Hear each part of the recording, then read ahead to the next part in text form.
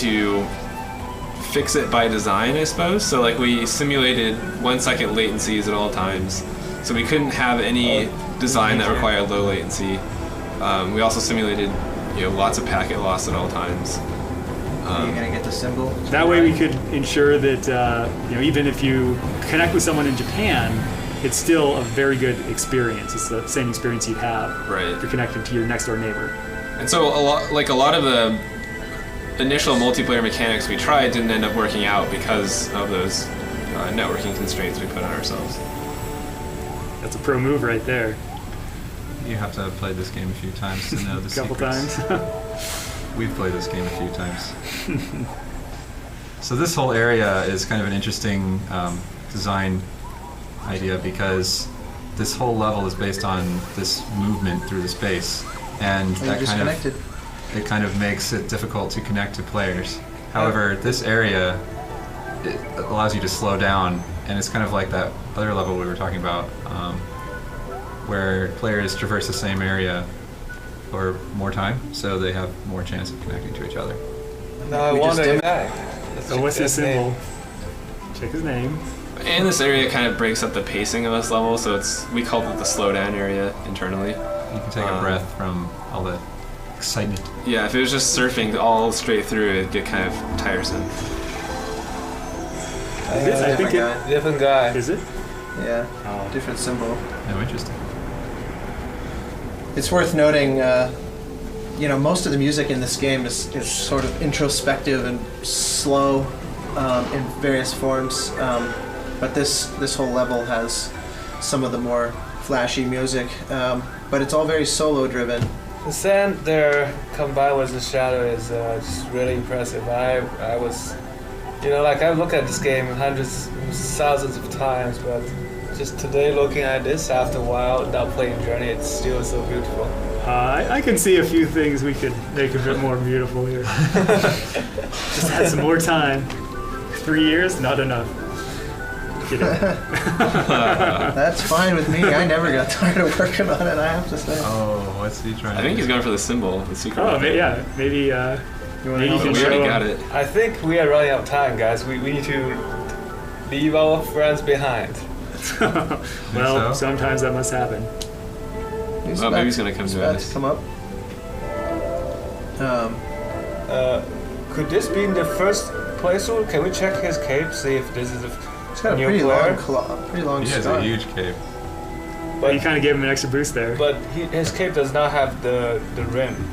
Yeah, he's been good at collecting symbols, but... Wait, he's the same. Okay, second round. Oh, he's still going to try to go for it. Well, it's over. See you on the other side, It's buddy. life. I love this cue right here. Tina Guo is the cello soloist on this score, and I just love the way she plays. And this cue in particular. This cue also has the one that everyone is insisting is an iPhone ring.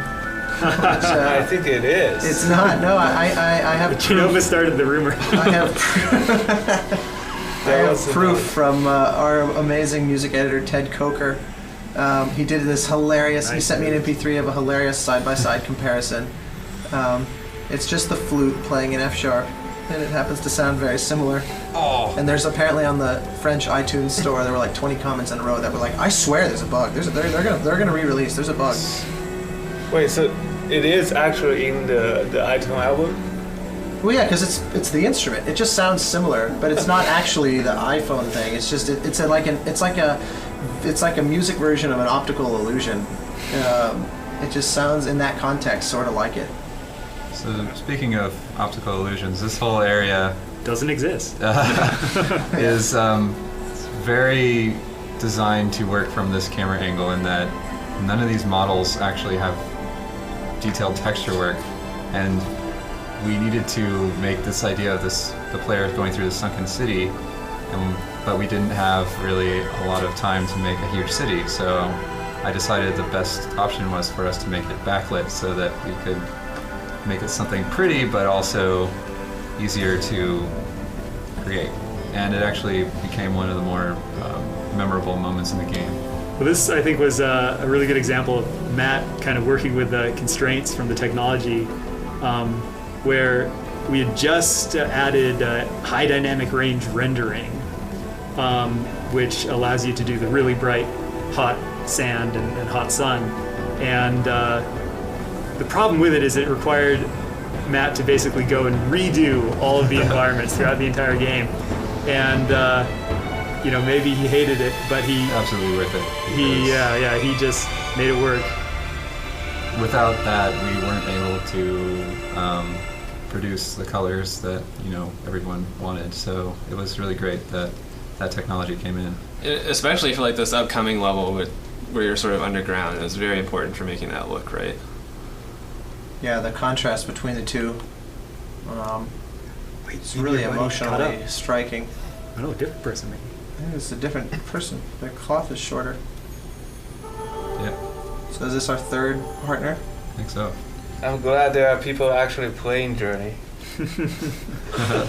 We thought, maybe after a month the game is out, people it would be very barren, vacant in this space, but so far it's pretty good attendance. Well, I am still pretty interested to boot up Journey in a year or two from now, and feel like if you encounter anyone at that time, think how much more emotional that you'll want to stick together. Become more powerful. Yeah, it's like it's kind of funny how the aging of it like that will actually, I think, maybe even engender more emotion. Sure. During the early days, thought of that before. I was talking to Robin, and we were talking about what is the kind of equivalent thing of Journey as a virtual space on the internet, and we were saying this is going to be more like a theme park or like a gallery or a museum, which when the museum first opened, a lot of people would come in to check out the space and have a shared experience. But the same show could get old after a year. Maybe there wouldn't be a lot of people, but if you are coming back to see the same exhibition and a year later you run into someone else, that would be a very strong, I guess, emotional experience. You share a certain connection. Right. Yeah. Same kind of personality. You know that there's a high probability you both have Journey tattoos. Where did you guys all get yours? There's a good place on Melrose that specializes in Journey tattoos, so they do that and other. I meant like on the thigh. Oh, where on the body? Yeah. Well, this is a rated E commentary. So this is one of my favorite levels in the game, personally. It's the first level that has a really dramatic color shift. Right. I think it's very unexpected as well, because most people, when they see Journey, they're like, okay, it's desert, that's cool, but they're definitely not expecting to go underground or even underwater. Like some people, there is sort of this mystery of, is this underwater, is it underground, what is this space? And that kind of mystery gives it a sense of, magical quality, because and that's something that we definitely wanted to keep the player feeling, especially this moment where we are about to introduce more kind of life in the form of the cloth coat. This is very much a sort of Alice in Wonderland, down the rabbit hole kind of moment. I mean, kind of literally you fall into this area. Yeah, we haven't really talked about the hero's journey much so far. I think this is probably something the player should know. Fist symbol. Different player, yeah. So when we design the journey, what the player has to go through, we designed it based on Joseph Campbell, who is a comparative mixologist. He wrote multiple books about what he learned between multiple religions and folk tales and just these stories that has been passed around for thousands of years around the world, from Japan to Native America, and he found that among all these stories, they have this very similar story arc, similar structure. And Journey is very much like a faithful recreation based on the structure. And like John was mentioning about Alice in Wonderland, sliding down into the rabbit hole, enter a different magical kingdom. It actually happens in a lot of the things. And George Lucas, who wrote the original Star Wars, read the book, and he actually changed the story of Star Wars to be more faithfully following the hero's journey.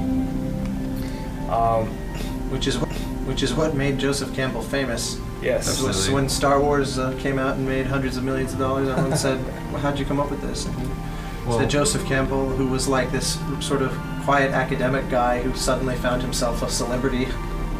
One thing that the reason why we did that was we really wanted to make Journey something that resonated deeply with people of all kind of backgrounds, and so we tried to hit upon kind of a deeper emotional story arc, and so that was kind of a way for us to figure that out. I feel like that is one of the things that games can do so well. Like there's just something about kind of reaching that fundamental part of every person.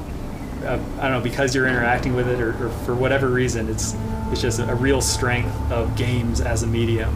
And it really lends itself to doing these very kind of fundamental human emotions. Yeah, because there's no, the extension of not so much the narrative of the hero's journey and the monomyth, but also the fact that there's no language in the game, which we haven't talked about here either yet. But well, that guy keeps saying fist. So this whole area is where things start to get a little bit scary, and a little dicey. We kind of lead into that with the previous room where you actually fall through a broken floor and the music drops out, and we have these kind of statues that are lit from below in this kind of scary tone to set this eerie mood. A lot of kind of stage setting.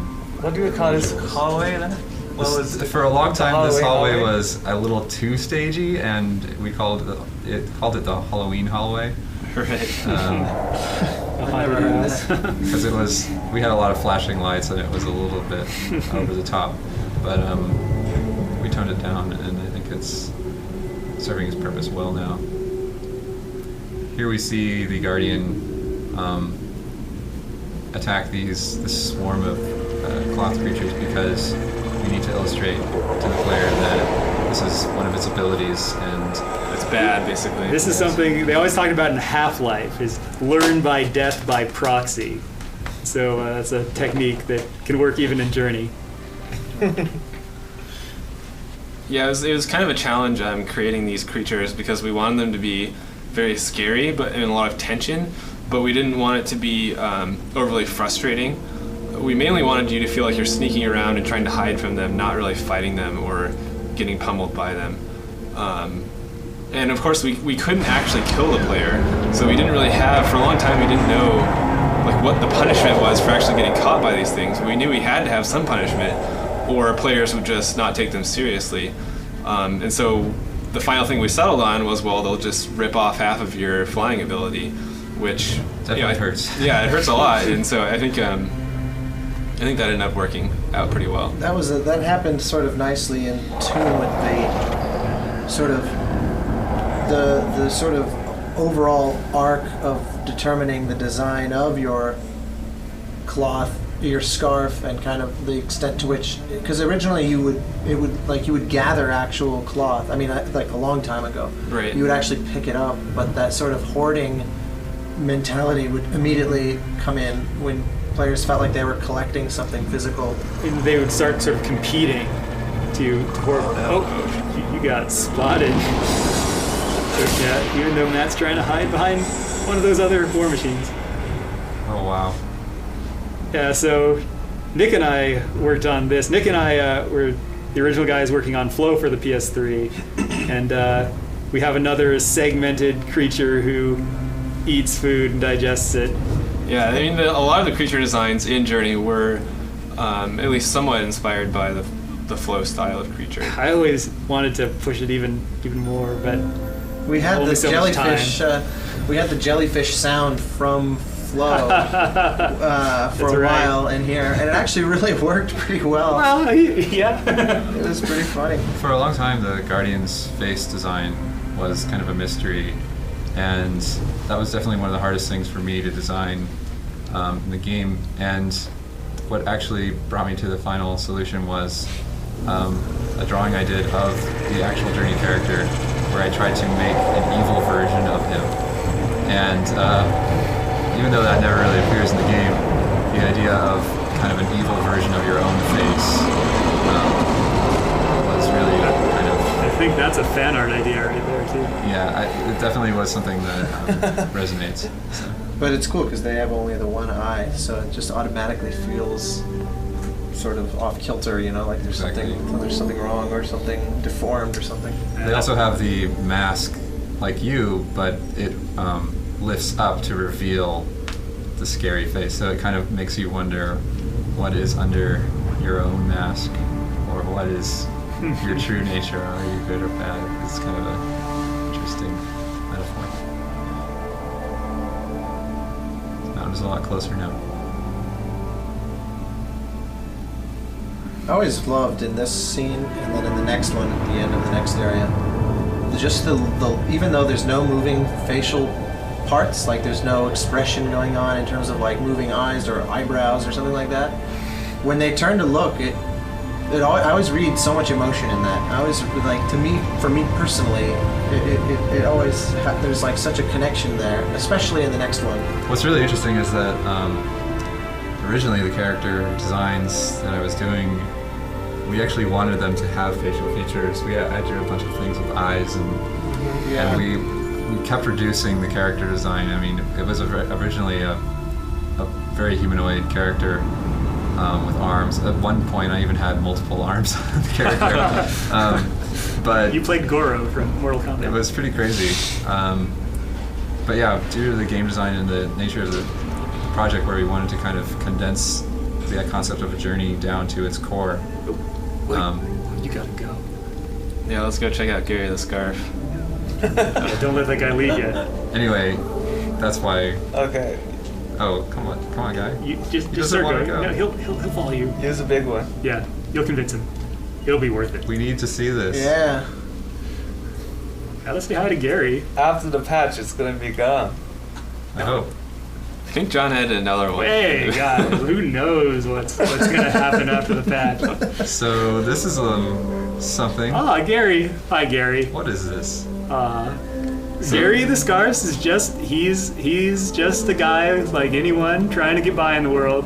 He found a little place where he can hang out, and occasionally he gets visitors, and he really appreciates it. Looks like our friend What's likes the him. true story, John?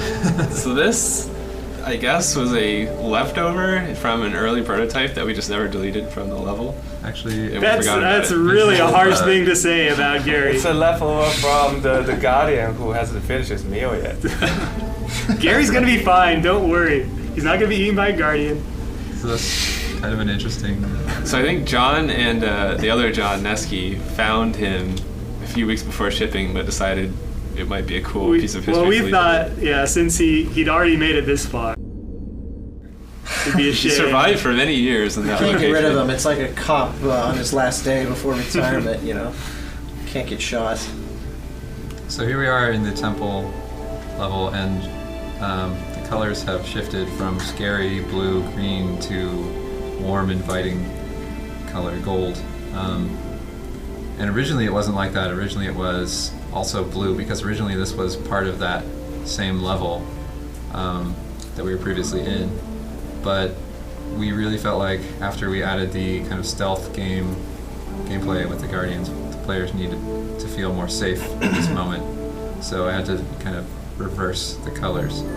So initially, this level, we didn't have this sort of energy field or rising water in this level, and it was just platforming all the way up to the top, and it was super brutal because if you missed one jump, you'd fall all the way to the bottom and have to start over completely. And that was totally against the kind of mood that we wanted to create with You did gameplay. build a fail-safe into that at one point, where Yeah, we one had of the like- little fish would take you back up, and that was even worse because then it took all sort Control of tension away. or anything Yeah. out of it. Like, So we kind of have this happy balance here where there still is some amount of tension in platforming, but you do have this safety net below you.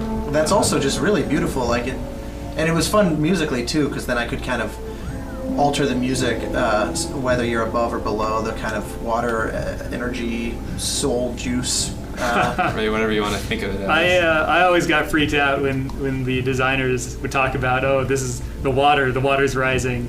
It's like, oh, good. Does that mean we need a water shader now? But again, Matt figured out a way. Absolutely, the surface of that is completely fake. It actually uses particles from flour. Yeah, we should demonstrate that. If you remember, there's water in flour. This, as a side note, a lot of the interviews and stuff I've done, people have asked me what's my favorite area of the game, because for most people, I think it's probably the ending. But I think this area, this level for me is because it has this like very sort of like temple, spiritual kind of feel to me. That's just really, I really think it's awesome, and it's such a different. It's like so much a part of everything that you've come from, but yet it really stands apart for me. Maybe because it's like the mechanic of it being vertical is novel from the whole rest of the game and things like that. But just to me, this is always just a very like emotional space, just even how it's designed. It's interesting because it's sort of this temple area now, but originally it was not a temple at all. No, not at all. It was a giant rocket ship. it was the sci-fi version of Journey. The center, which will never see the light of day. The center tower pillar here was actually, at one point, very early on in the project, considered to be a spaceship. Not to make you feel bad or anything, but as I recall, there was some concept drawing that referred to this as a fuel depot. Yes, the concept changed for the better. Oh, yeah. Well, it's a Noah's Ark, because the past civilization is dying and the people are trying to survive. But so up until this is like the largest cloth creature you've seen up until this point, and this is kind of foreshadowing again to what you'll see in the final level. I love it's like I always thought of it as a whale. I mean, it is, as with everything else, it's whatever you see it as, but to me it had a very whale-like quality, and I loved it was just like super majestic and huge but non-threatening. And there's that solo cello that Tina plays when it first comes out, that the full strings and the orchestra in Macedonia layer on when you jump on his back, and it's just, to me that's a magic moment. Something I heard players doing, they talk about, is they'll try to climb the tower without actually activating any of the water. And if you have a really cooperative companion, you can do that. And apparently, if you can make it all the way to the little hole that guy comes out of, he's actually just sitting there, kind of living in his house, swimming around. Yeah. People really appreciated that. You can actually do that solo if you have the white outfit. I have never done it. I can't believe there's anything that I haven't done. I'm amazed. I'm hearing this for the first time. Leave it to players to try to do that, though, especially two players in a non-verbal communication agreement. Mm-hmm. That's really incredible. Well, and sometimes one of them will have tried to get as little cloth as possible, too. But you can still even Who'd have thought that, like, that there's the hardcore gamer appeal in Journey. Journey in a hardcore. Yeah. Wow. So this area here, if you'll notice, is kind of mirroring the first level. Yeah, mirrors the first area, and the first area of the game is like a ruined version of one of these temples. Sort of just sticking out, just the top of it, above the sand. Everything else has been filled in. So this particular sequence was really the first one that was brought to a finished state.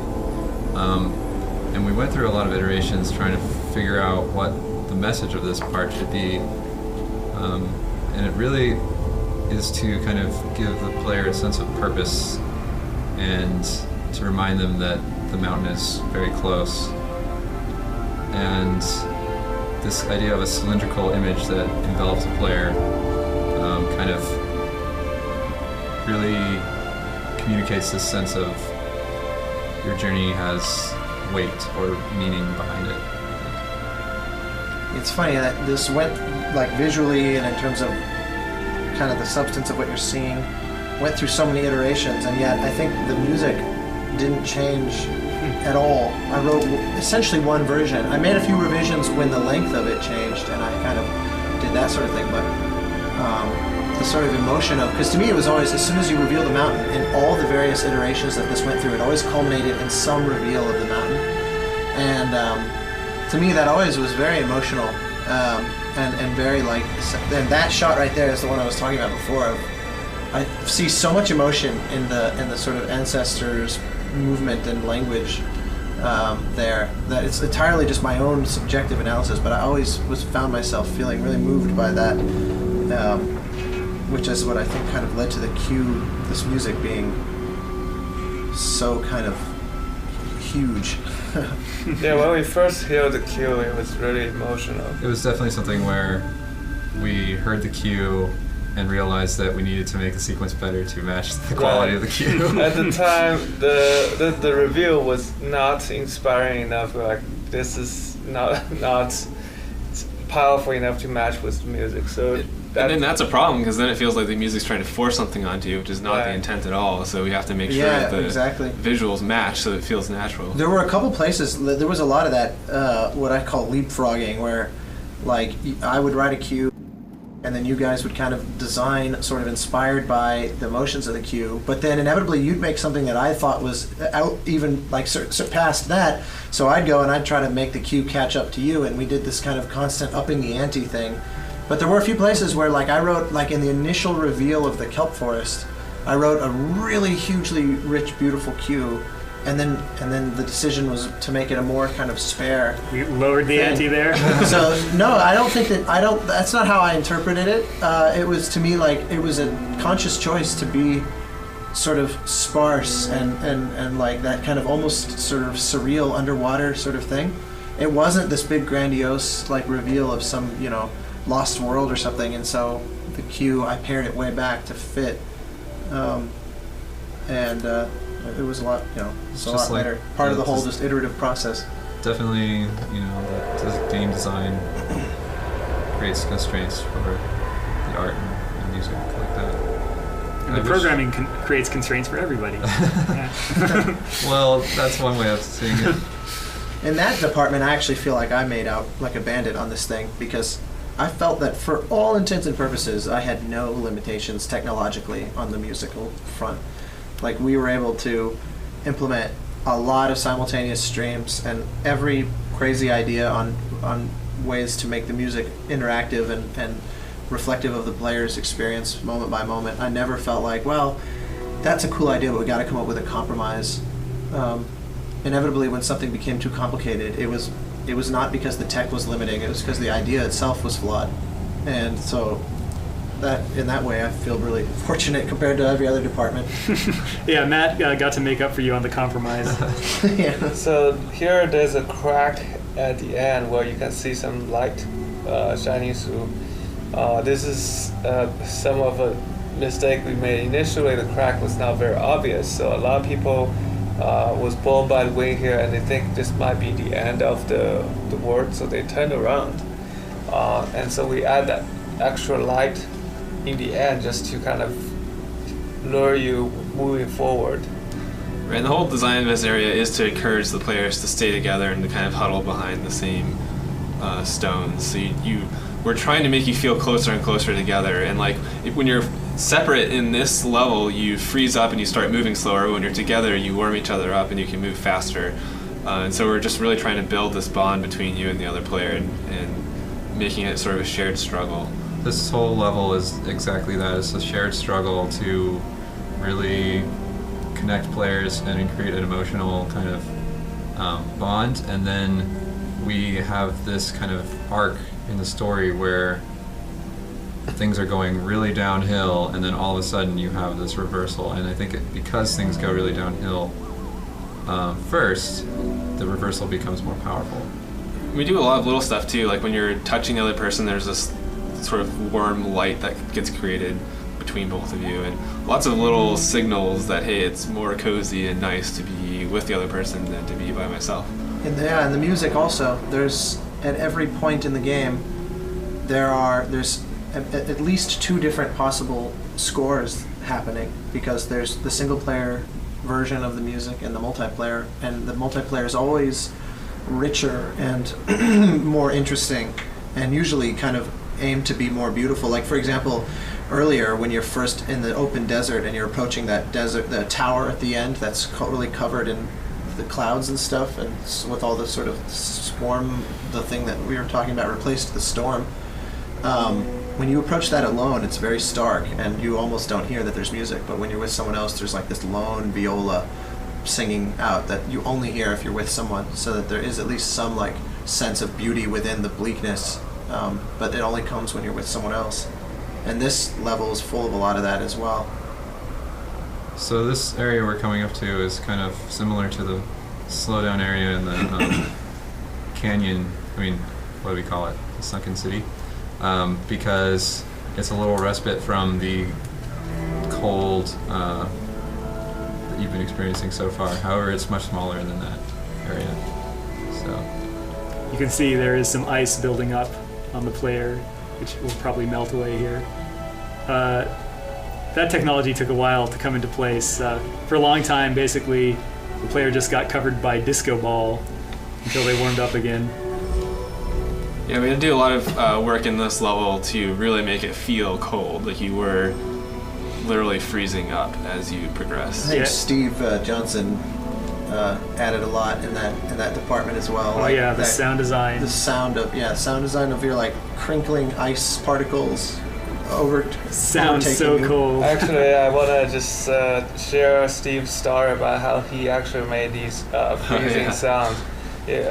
Actually, Matt, if you can just show us like the melting cloth, then the player will hear that sound. you mean on this? Right. Yeah, you should be hearing it. It sounds very convincing that things are freezing up. And the way he did it is he had old jeans, and he basically put them in the water and then put it in the fridge. And so it's a frozen old jeans, and then he started to just kind of push it, making crunching sounds. I never heard that. That's awesome. Right, and the other story is even cooler. It's just the footstep sound of walking in the snow. As you can see, the player sometimes struggle. Like this moment, it's like really struggling walking in the snow versus like moving relatively fast in the snow. So there's a various level of struggling, and so the 3 footsteps sound in the snow is actually made by these chips inside the Sony office. They have various, Like Fritos and stuff? Fritos, Lays, and what's the other one? Doritos. Is this all different? Yeah, Doritos. And so I think which one is the most struggle? Dorito is the struggle. So basically, he grabbed a lot of these chips, and then he just grind them into just dust, and then kind of just put the microphone into the chips, just creating these sounds. And then somehow actually the heavy footstep is actually the mixture of Lay's, Doritos, and Fritos. Okay, all 3. Gotta combine. Right. Maximum struggle. But then, he... That's what you feel like after you eat all 3. Yeah, accidentally just flipped the bowl, so all these dust of chips are stayed in his office for about 2 weeks. You can smell them every time you walk in there. It was worth it. Yeah, that's awesome. He's not the smell designer. But that's the crunchy sounds you hear. Yeah, so he did a lot of that kind of... There's a bit of a technology thing that I've been seeing a lot in this level is we have a cloth simulation running on the characters. And those are pretty hard. At least it was hard for me and the team to make it work. And the cloth sim can often get tangled up, where you'll sometimes see that the character's cape will get all knotted. And we tried for a long time to figure out a technology solution to it. but we could never do it. And so in the end, we just tried to fix it by adding some personality to the character, where you'll notice anytime his cape gets tangled, he gets kind of annoyed, and he'll sort of try to fix it and readjust himself, sort of flapping it or something. Is that a sign why a lot of people think that the character is female?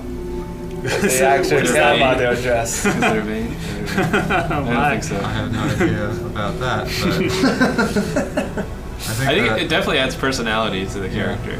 Actually, speaking of the character's gender, it's definitely something that in the process of designing the character I thought about, and I tried to keep, what do you call it? Anonymous? Androgynous. Androgynous, thank you. Well, I guess both apply. Yeah, really wanted to make it a character that people could identify, just, no matter who they were.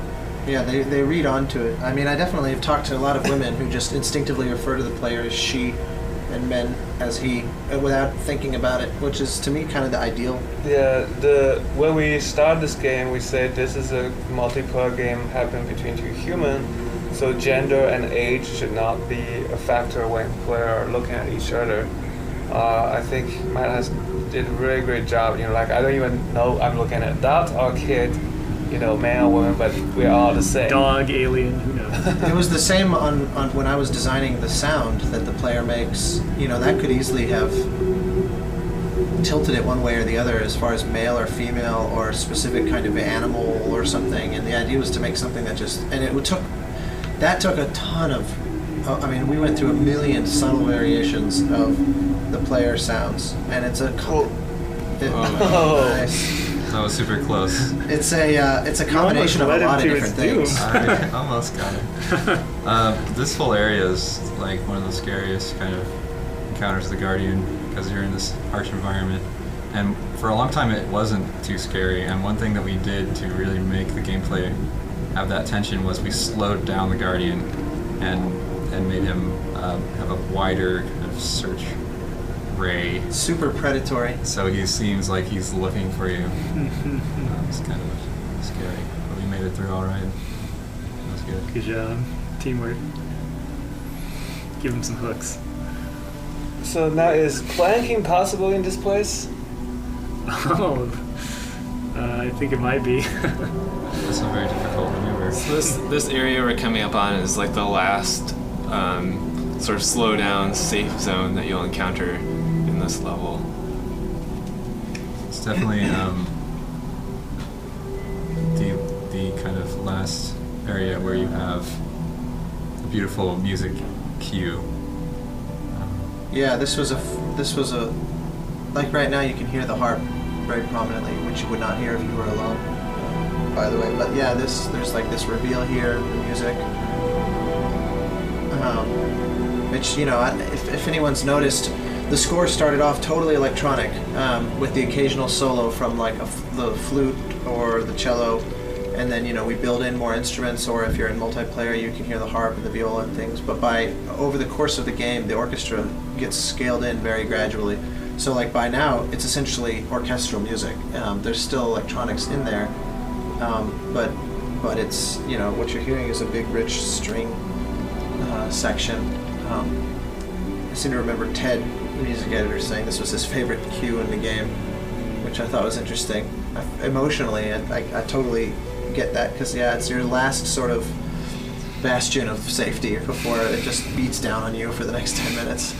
And I love the design of it, because it's beautiful, but it's a bunch of sort of frozen, like, to me it has a very graveyard quality. Mm-hmm. And so it's sort of beautiful in that emotionally complex way.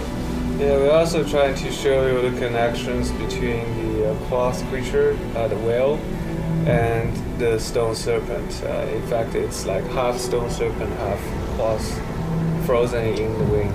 That's something that not a lot of players even notice, really. It's very subtle. Super virtuoso Tina Guo cello solo here. So here, this is